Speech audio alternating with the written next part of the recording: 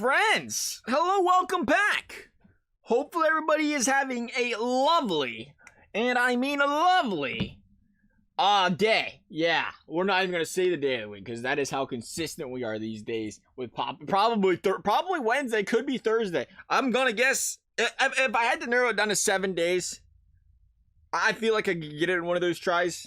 Nonetheless, we're doing, we're flashing it back here, doing a little team of all action. We're doing a team of all versus a team of all. And we are going to see just which one would turn out to be the strongest in a best of 7 series. Would the defense hold down the goal scores, or would the goal scores be too much to handle for the defensemen? Here we go. Let's take a look at the team of all defenders. It's a nice one. Morgan Riley, first liner, 6 Geno score. Gonna need a few more goals than that. That's the other thing to consider with these defensemen. Now, granted, they're very good defensemen. They can move that puck around. Guys like Dougie Hamilton, 92 passing, 91 puck control, 90 defensive awareness, 92 offensive awareness. They can move that rock around. Can you call it a rock in the NFL, NHL? We're not even calling it the right sport. They move puck around. Their shot, on the other hand, it's a little bit weaker, but you expect that out of a defender. Really, though, it's not that bad. 90 power by 87 accuracy. I mean, that's honestly better than a little better than some of these snipers on the list. Dougie Hamilton's got himself a card. Thomas Chabot, guy that can move the puck around as well. Not as good of a shot, though. 84 in the accuracy. You got Heiskanen, 86 by 87. That's kind of what you expected. It looks like Dougie Hamilton's just a stud and a half and a little bit better stats than most here. We're seeing closer to some overalls I'd expect here. You got Drew Doughty, 85 by 89 on the shot. You have Rasmus Dahlin making a team. 86 overall, Rasmus Dahlin. The third line, Chris Letang, Charlie McAvoy. Charlie, I don't know if I want Charlie on the third unit, though. How's he feeling to die? Oh, 55, that's going to be a problem. These guys may or may not struggle mightily. Werenski, fourth line, EA, there is, I don't know if you see this or not, Seth Jones is an 87. Whoa. When did that happen? EA dropped Werenski, or Jones is overall below Werenski. How about that? Yeah, good for you, Zach. Good for you, pal. Giordano over there. But on defense, I almost want to move Hedman to the offense. Nah, he's where he's at. He's a good spot for him up there. That clap bomb. Hedman, the 93 overall. Guy can do it all. Paired up there with John Carlson, another defender that can do it all. So they're putting, I like the lines EA's doing here. They're really putting good defensemen. They can move the puck around, but they're just studs at defense, on defense. Carlson, Roman Josi back there. We're going to see Aaron Ekblad. We're going to see Darnell Nurse, and then Alex Pietrangelo. Now, keep in mind, when we do the defenders, it was two-way defenders only. There's a lot of offensive defenders. There's a lot of defensive defensemen. Offensive defenders. Offensive defensemen. Defensive defensemen.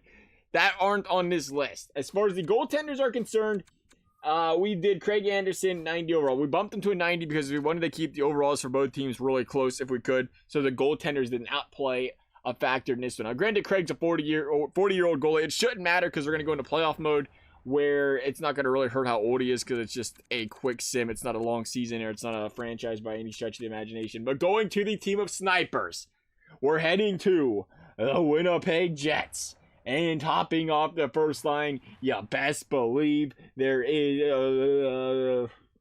hold up. Wait a minute. There is a problem coming. I love this game. Oh yeah, that's what I do with these guys. Yeah. You guys will bench Matthews, Kucherov, and Ovi, right? Yeah, I like that. That's good thinking. That's real good thing. Hey, we gotta go back to the two-way defender real quick.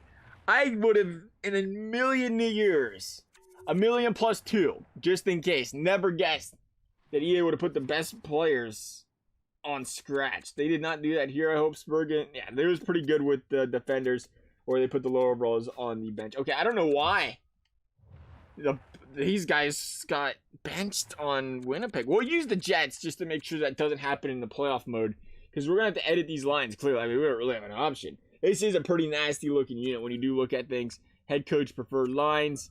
There we go. Kucherov, Ovechkin, Drysdale. That's what we want to see. I don't know what that was about. Nonetheless, you're going to put one of the best, if not the best goal scorer of all time on the first unit. EA had him on the bench. I was a little worried about that. Leon Draisaitl. Man can win some faceoffs. It really doesn't matter. because they're playing defenders with 55 faceoffs. These guys are all going to have better faceoff draws. So I really, they can throw anybody in the center that they want. There's Kucherov in the first unit. Second unit, Kirill Kaprizov. Man, is this guy just an absolute stud. 24. I was thinking 25 or 26. 24. I mean, it might be 25 now. It's beginning of the year for NHL, but still, what a pick. What a player. Here we go. Austin Matthews. Again, goal-scoring machine. The guy's trying to score 80 this year. And my fantasy team is trying not to lose 80 in a row. Can you believe we started like 11-2 or 3? I think we're on like a 7-game losing streak fantasy hockey. It's all right. It is what it is. Not a big deal. You know, play fantasy hockey just for a little bit of fun there. Kyle Connor, Patrick Kane. And you have Thomas Hertol with the 86 overall. I was interested there where he's at. You have Mikko Rantanen. Again, it's because he's a winger.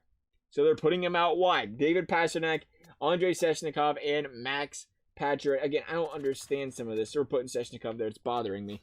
We're going to go John Tavares, Zibanejad, Batherson on defense. How's he looking for defensive stats? Not horrible. 88 defensive awareness. Jake Gensel.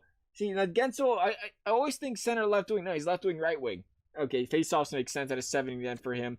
Did Gensel not used to play a little center or at least take some draws? I'm thinking he did. That's going to be interesting. We're going to put Patrick Kane on defense, or Patrick Laine on defense. Not known for his defense.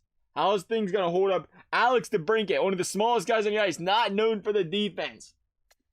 I think we have to change it. I think we have to make sure these guys have... maybe not. You know what? No, let's not do it. This is their team. They was Delta. EA said best lines. Your snipers. Defense is going to be a little bit of your Achilles heel here. Just like scoring goals is for the two-way defenders. I think it makes it that much more exciting. As for the goaltenders, Hellebuck in there again. 90 overall, keeping things balanced. Let's go ahead and jump into a playoff mode. Best of 7 here. I'm still... Come on. Defense wins championships, right? I think we're going to get an upset. I think the sniperless defensive team in Buffalo is going to upset. Look at that fancy-looking screen they got in the background. That is way fancier than years past. Have we not played a playoff mode this year? Maybe not. Maybe not. I didn't really want to play this game. I have a feeling if we played the game, I know who's going to win. Me if I put it on rookie. Maybe. Hopefully. Let's go. Let's jump into this game. Buffalo, Winnipeg, game 1. Winnipeg gonna start at home. They'll start up 1-0. Matthews on Craig Anderson. Again, you wonder, you just can't. The defense can't allow a guy like Matthews to walk straight in, all up in Craig Anderson's grill like that. Coming back though, Morgan Riley, Myra Haskin, Miko, Myra. Why am I randomly not remembering this guy's name? I don't know what has been going on. I really don't. But I have been struggling with the names lately. First, last, middle, you name it. My point. Nikita Kucherov might be my favorite, or is my favorite non-Blue Jacket. Can't even remember the guy's name right now. We're lost a little bit. Patrick Laine. Oh, be bouncing back. Winnipeg down a goal. Now they are up 2, starting to play like the team of all snipers you expected. Power play Sabres. They're going to come up empty-handed. Going to get a second one. A little undisciplined is this snipers team. That was the chance this Buffalo team was going to have. The team of all defenders was the fact that you're playing snipers. They ain't the best defenders. They're going to be a little undisciplined. Can you take advantage of that lack of discipline? So far in game 1, the Sabres, the defenders, have not been able to do that. Winnipeg, the team of all snipers, is going to win game number 1, jumping out 1-0 early. So the underdog story looking a little bit bleaker, but it's a long series. We got 6 games left potentially here. They got to win 3 more to come out on top here, win themselves a cup in a best of 7. Here we go, period. Oh my goodness.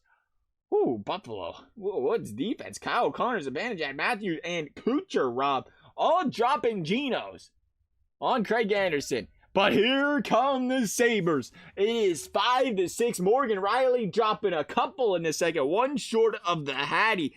Let me tell you what, this team is not going to back down. I expected low scoring. Typically, when you have a high overalls, good defensive team versus a team that is not good defensively, but, you know, they're not playing a good offensive team. I expected a low-scoring game. Instead, we're seeing 12 goals scored in game number 2. Matthews with another one. Power play Sabres again. We're getting to the 3rd period. The Sabres have a chance to get back in these games. The snipers are sticking themselves to the box, but they are not able to capitalize, and there's an insurance goal. The Snipers going to win this one 9-5. Battling back. They was down a lot in this one, and they ended up losing by a lot. They got it all the way back to 5-6, and that was it. Team of all Snipers is up 2-0 in this series. Our sleeper, our upset pick prediction, not looking too good so far. This is the type of game you want to see if you're the Defenders. Home ice, 1-0 after 1. Granted, they're not winning. You're keeping the game low scoring, manageable. You have the opportunity to score games. You got to grind across goals here if you're the Defenders. Kucherov going to get 1 in the first. Here we go. 1-1 after 2. Drew Doughty with the goal. Again, that's what you want to see. There's Alex Ovechkin with the goal right off the bat in the third, though. You don't want to play from behind if you don't have to. But again, it was a manageable game. Okay, there we go. Bouncing back. Victor Hedman with the goal. Matthews has been just going off, as you would expect. In this series, there's another goal for the Winnipeg Jets. This time, Matthews once again. Buffalo bouncing back. Chris Letang with the goal. It's a 1-goal game once again. Buffalo, team of defenders, they have a chance to get back into this game. Will they, though, is the question. Face-off. Did Shea Weber just win the draw against Leon Draisaitl? Yes, he did. This team's got to put one in the back of the net. They will not. Instead, Kaprizov will bury the empty netter and put this one away. Buffalo down 3-0 in this series, and all of a sudden, it is starting to look a lot like, as they would say, a blowout. The brooms are out in Buffalo right now, and not for good reasons. If you're the home Buffalo Sabres, period 1, done. Oh, man. Kucherov, Connor, Batherson, Connor. All over them. All over these defenders right now. Heiskanen got 1. He got 1 before the period ended, or when the game started. But it is ugly for the team of all defenders. I tell you what, I thought it was going to be a little bit closer. I thought defense wins championships. There was a chance. They kept these games low scoring, and they stayed in it. But it was really the exact opposite. Every single one of these games were high scoring games. The last thing you wanted to see if you was a team of defenders that you was expecting not to score a lot of goals. You expected to clamp teams down. It didn't happen. Instead, you gave up another 6-burger in game number 4. This game ain't even close. Not even close. Zibanejad, Laine with the goals real quickly. The brooms are out. Let's take a look at some points here.